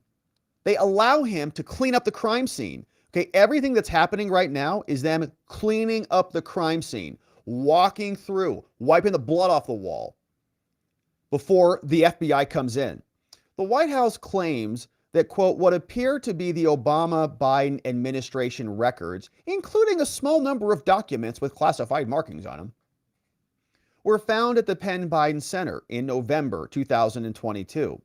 The White House and President Biden's personal attorney, they further claim that the National Archives and NARA was contacted on the same day. And we went through this timeline in real time, and we thought, man, they are missing dates here. I still have that in a mind map somewhere. NARA took possession of the materials the following morning. Yeah, right. There were missing dates in there. We knew it didn't start the way they said it started. Both the White House and Mr. Bauer, however, failed to disclose that Pat Moore, President Biden's personal attorney, scheduled a FedEx pickup with Penn Biden Center employees for November 2nd, 2022. The committee has uncovered that a FedEx worker showed up to Penn Biden Center to, quote, load the documents and take them down to the loading dock to be shipped out. Where'd they go? Oh, man. They're trying to put Trump in prison for having documents at one of the most secure locations in the country at Mar-a-Lago. And Joe Biden is shipping documents where we know there were classified documents out via FedEx. Oh, what a corrupt garbage DOJ we have. The committee finds it troublesome that boxes of documents were potentially removed from the Penn Biden Center prior to NARA's arrival and their assessment. Yeah, they just shipped them out. Of course you would. They're probably in China, man. Probably sent them to LA, to Hunter's residence with his lawyer, and he put him on a boat over to China. That's CEFC money, or maybe he's back in Ukraine for Ukraine Burisma money. Who knows? In May 2022, Miss Remus coordinated the retrieval of Biden's personal items from the center, an administrative matter that neither required her legal expertise nor her involvement. But notably, Ms. Remus first contacted Kathy Chung at the DOD regarding the materials at the center on the same exact day that the DOJ subpoenaed former President Trump for classified documents. Oh, it'll make your skin crawl. They sent a subpoena to Trump at the same time at the DOJ. They're saying to themselves, Biden better not have any classified documents, does he? Remus contacts the DOD to clean up Joe's as they're going after Trump's. This is a weaponized government on display, and we're watching it not, a lot of this is happening, yes, physically in the real world, but this is all happening behind closed doors. These are all conversations. Simultaneously at the same time. At that time, Miss Chung worked for the DOD, not the White House, but she got it to her personal email, and Miss Remus contacted her from the White House on a personal phone number and a private email address, thus evading FOIA. They all knew what was going on, okay? They all knew what's happening at the DOJ. They know Trump's getting a subpoena. Miss Remus and Miss Chung then coordinated with the Penn Biden Center employees to go and access Biden's, quote, personal items. So Congress is concerned as to why Miss Remus, the White House's top lawyer, played such an integral role in gathering Biden's boxes that were purportedly believed to contain non-classified, non-government materials. The committee is also interested in the extent of the assistance that was offered by the White House to assess and to unpack these boxes, if they were Biden's personal materials. As we now know, the boxes at the Penn Biden Center, in fact, held sensitive and classified materials. It is obvious to the committee that the White House and Biden's personal lawyers were concerned about the contents of the boxes held there months before contacting NARA. They cleaned up the crime scene, shipped them out via FedEx. The committee requested information directly from Ms. Remus, and although she claims to be cooperating with the committee and responding to our requests, she asked that we redirect our request to the White House. So she does the dirty work and she abandoned ship. So I'm not there anymore. I don't know. I'm not at the White House counsel's office anymore. Talk to them. We seek Ms. Remus's participation in a transcribed interview to further understand the timeline of events and her involvement with getting Biden's docs from the center. The White House should be fully transparent with the American people and not object to Remus participating in this interview. Now, the White House has represented to all of us, lied to us, that the documents were discovered when the personal attorneys were packing files housed in a locked closet to prepare to vacate the office, right? All of that was a fib, lie. Although the White House has claimed boxes were discovered in a, quote, locked closet, Penn Biden Center unlocked this closet each visit and allowed multiple people whose levels of security clearance remains unknown to access the boxes containing the documents. So it was a free-for-all. You can just have anybody come and go as you please and get access to the closet. The boxes of documents were located in either Kathy Chung's office or a closet that had, quote, other boxes. So the committee believes the White House can provide important insight regarding these discrepancies and the explanations through transcribed interviews, and that's why we want the following. All documents and communications regarding an accounting of the items that this person, Miss Williams, took. All communications among White House employees about Biden's documents. All communications with Miss Remus. Same thing with Sauber. Same thing with NARA. And similarly, all communications from Miss Remus to any ethics officials. Yeah.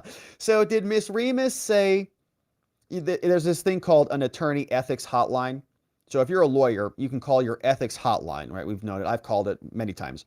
And say, hey, this thing, client's asking me to do something, or this thing popped up, or I've got these two co-defendants, or what's up? And they say, well, and they're very, very nervous people. Well, according to ER 1.6, Rob, subsection A said, okay, thanks. And they help give you some guidance so you don't run afoul of the rules. Attorneys should use it. So Ms. Remus apparently did use it, or maybe might have used it, and they want to know if she called. Hey, am I allowed to conceal evidence on behalf of my boss, the president? Can I bury and ship classified documents via FedEx? And they're like, wow, no, that's definitely illegal. Definitely.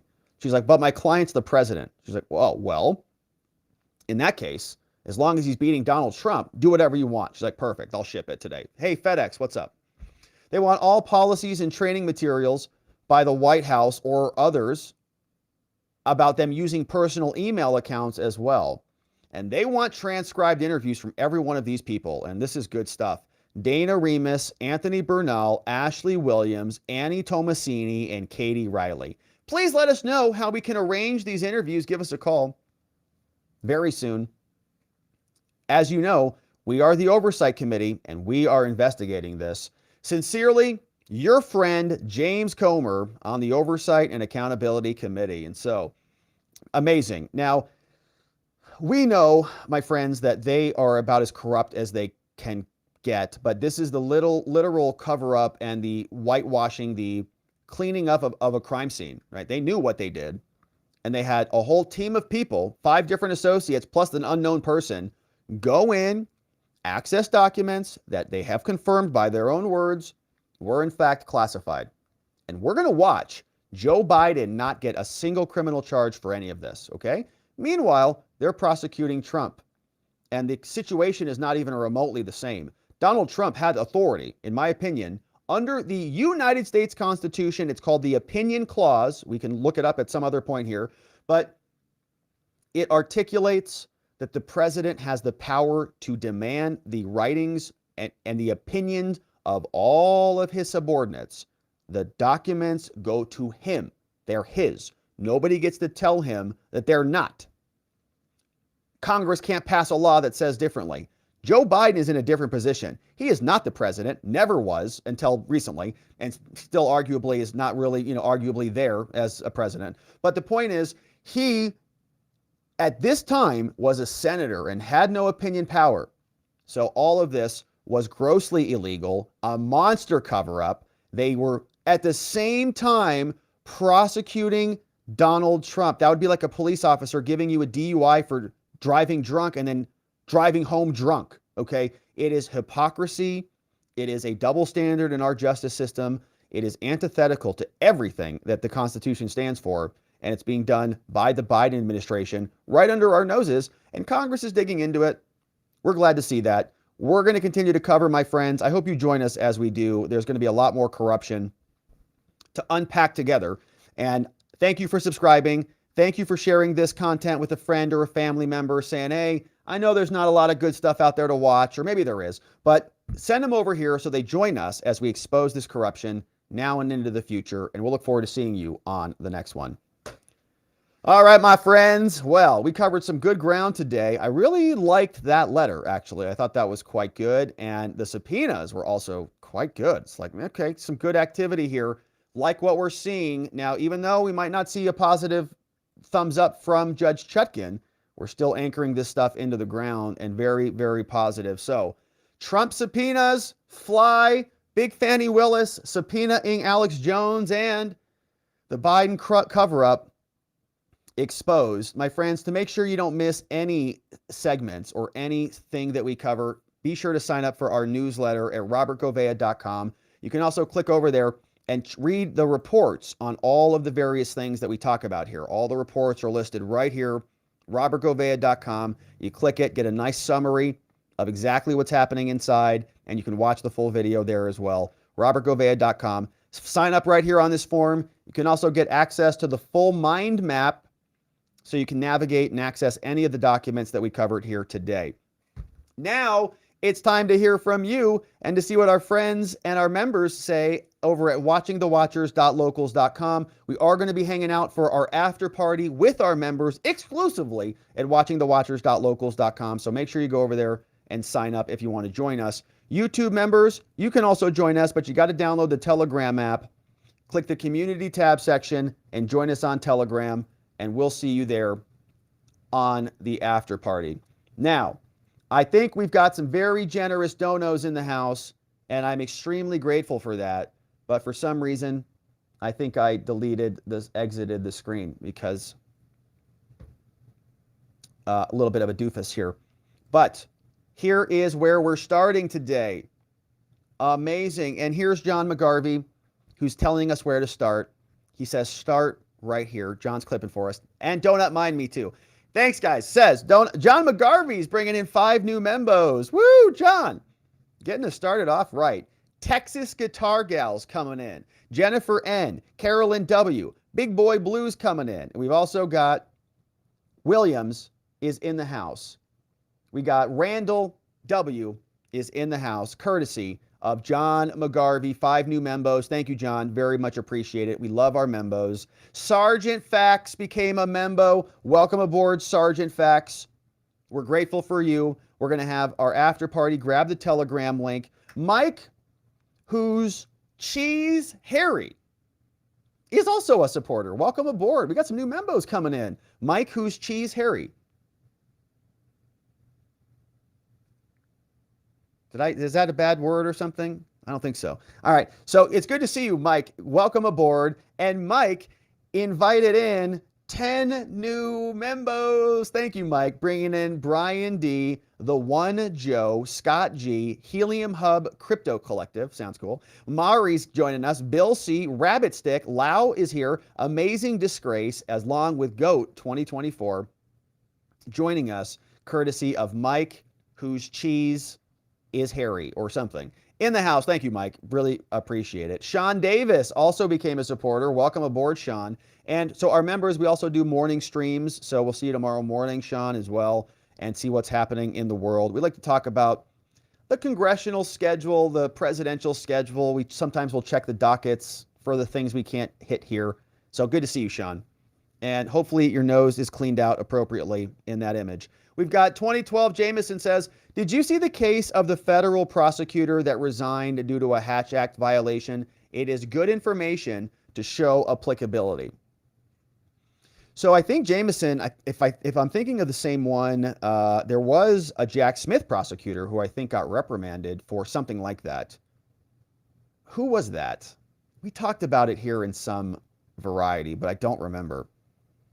Somebody was on, I think, Jack Smith's team, resigned, and they brought her back. Something like that happened.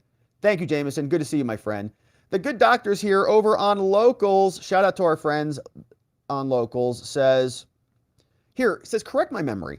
Wasn't the final act of Bennie Thompson's final act to refer Trump to the DOJ for criminal prosecution? It's very unusual for a non-law enforcement body to rifle through evidence before a criminal prosecution. Considering the evidence was relevant, how can its loss or destruction be construed as anything but spoliation of evidence?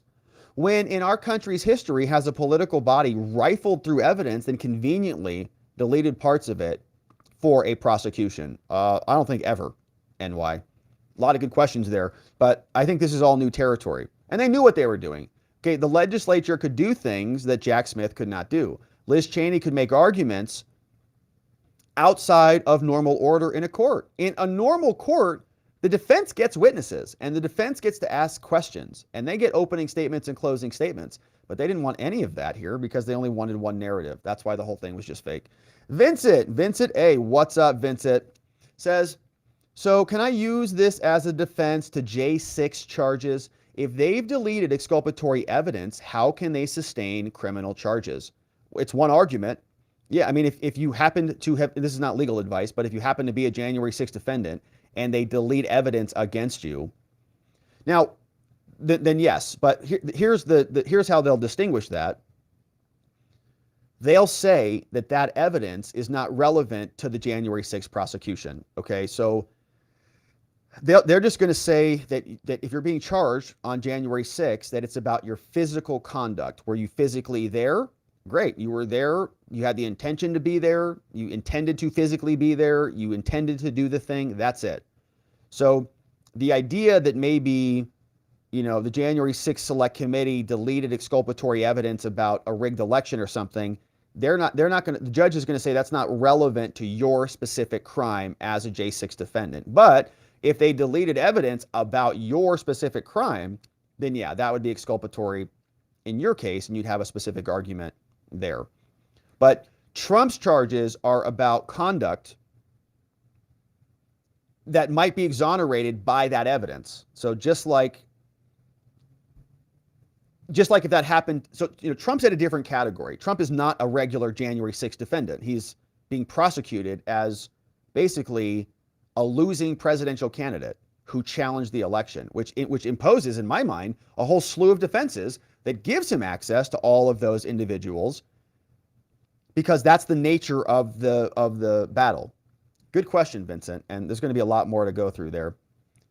Hey, the good doctors on local says, when Tucker posted the video of the January 6th Capitol, didn't the DOJ and the Democrat House members cry foul, as that was evidence in an ongoing investigation?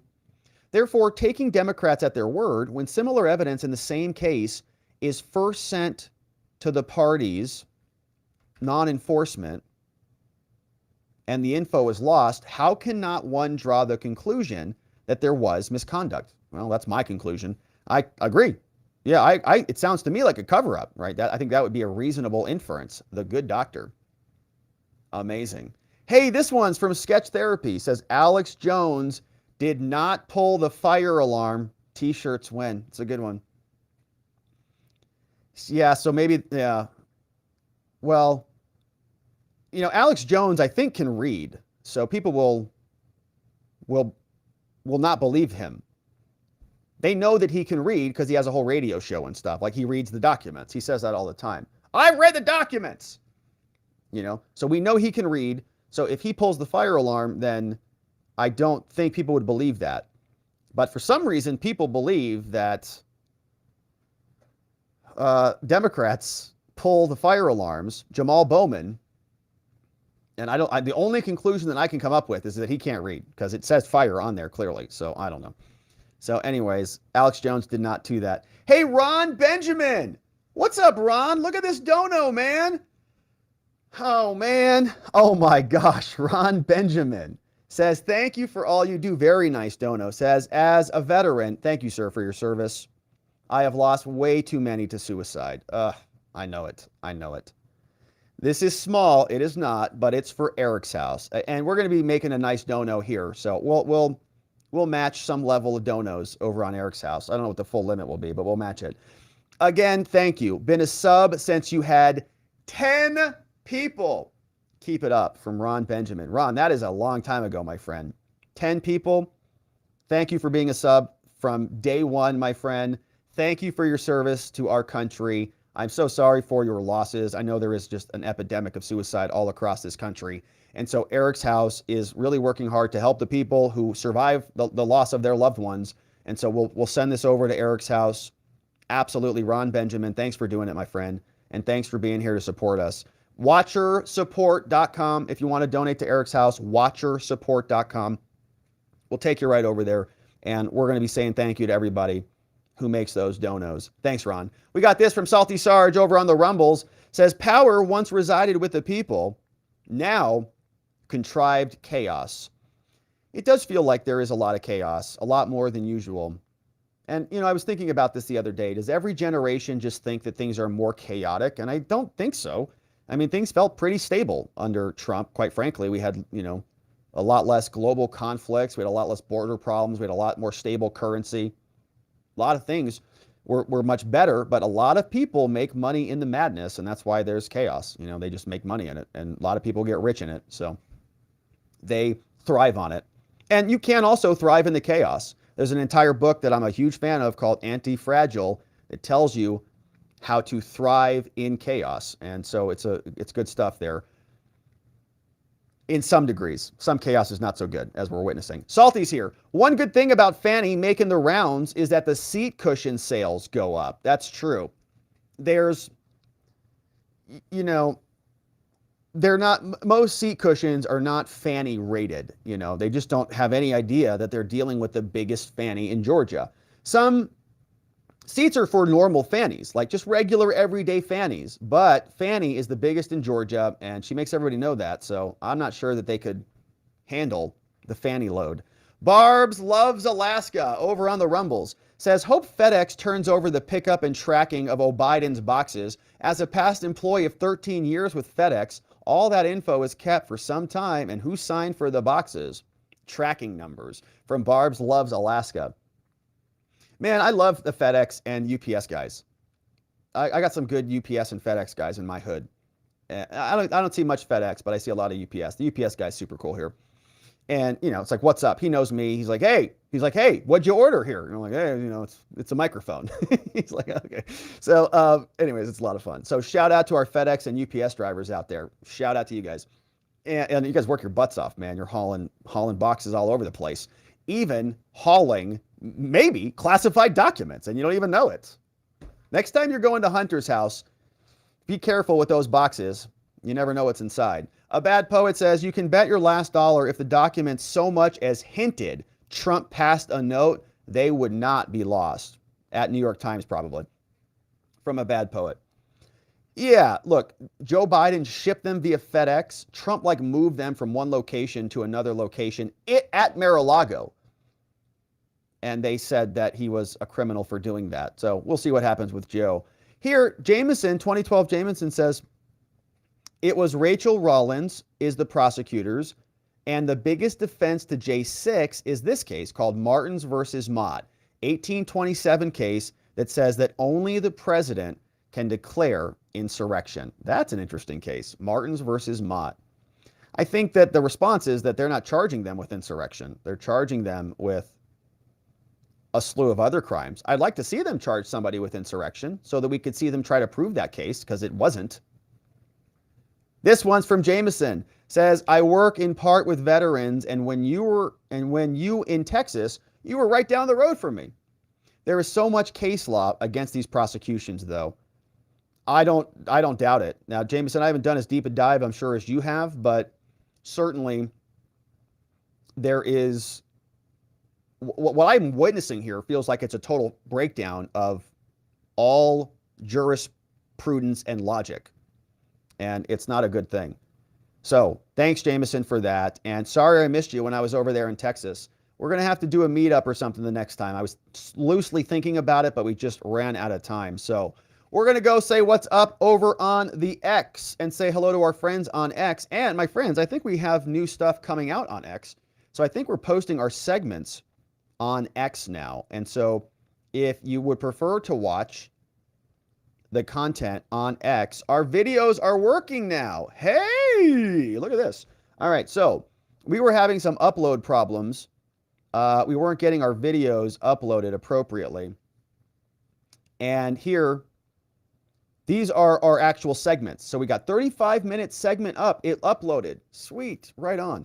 Okay, so what we're going to do is we're going to delete this. I don't want this title in here anymore. So we're just going to have the descriptions. I write the descriptions, and then these are the edited segments that go out. And so we're going to make that slight modification with the team, and we're going to try to space out the posts. So if you want to watch on X, and if you want to retweet and like it and leave a comment there, please feel free to do that so that we can get a little bit more boosty love over on the X. So we're going to start posting there. And we'd appreciate you joining us over there. Great way to share what we're doing. Here, my friends, are some of the comments on the live stream today. How many people are watching us? 5 people. Woo! Out of control. Good to see you guys. Here, truth is here. Hefty Joe says, why does Twitter make it so hard to see who is streaming live? Well, I think they're going to fix that at some point. I think what they're going to do is, you know how the spaces have that live bar up top? I think they're going to do that same thing for live video. So we might be getting a nice, we might be getting some pretty good activity on Twitter pretty soon as they turn this live stream stuff on. We got what's up from Hefty Poe, Hefty Joe, Troublemaker Jonah says, Rob, don't forget this communist openly admitted that he would violate the rules.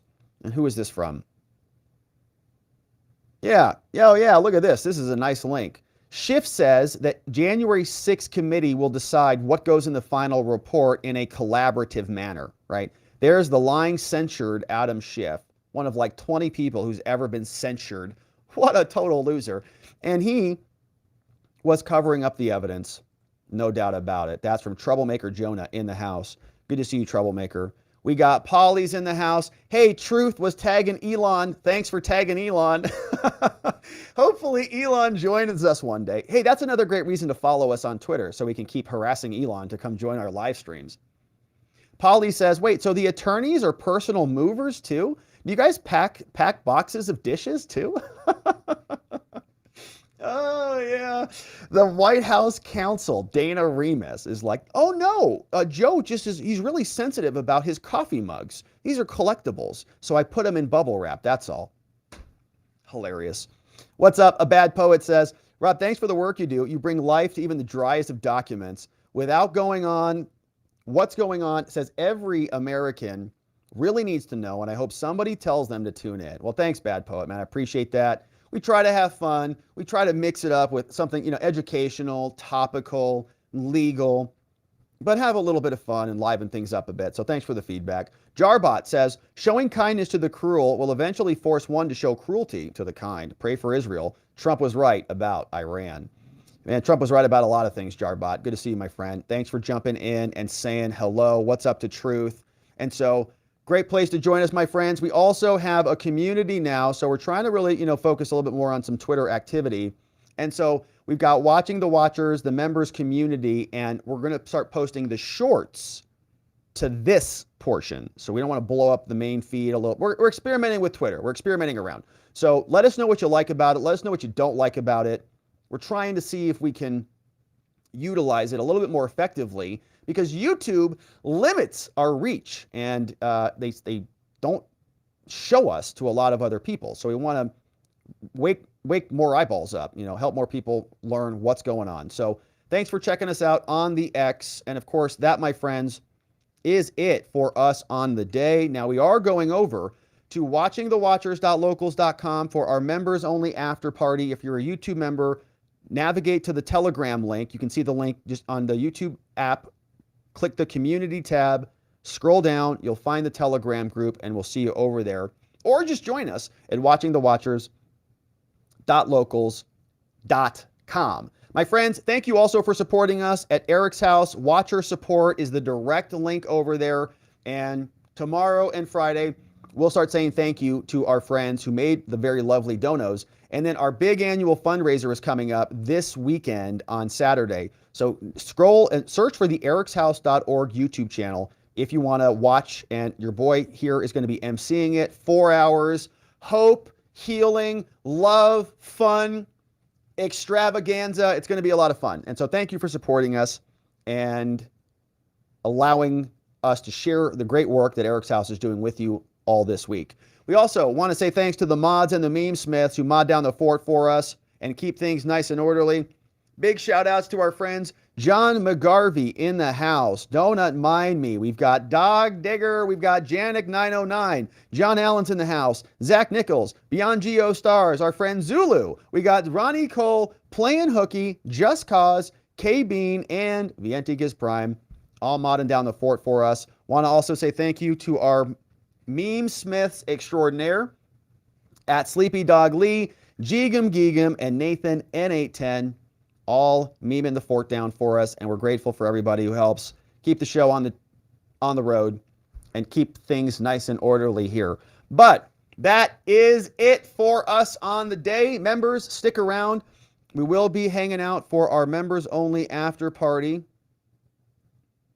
in a short minute, but we will be back tomorrow to do it all again. And it's going to be Thursday, and it's going to be busy. I can feel it in my bones. And so I hope that you join us, because we need to see you right back here so that together, with your help, we can shine that big, beautiful spotlight of accountability and transparency down upon our system with the hope of finding justice. Make it a beautiful night, my friends. Sleep very well. I'll see you right back here tomorrow. Bye-bye.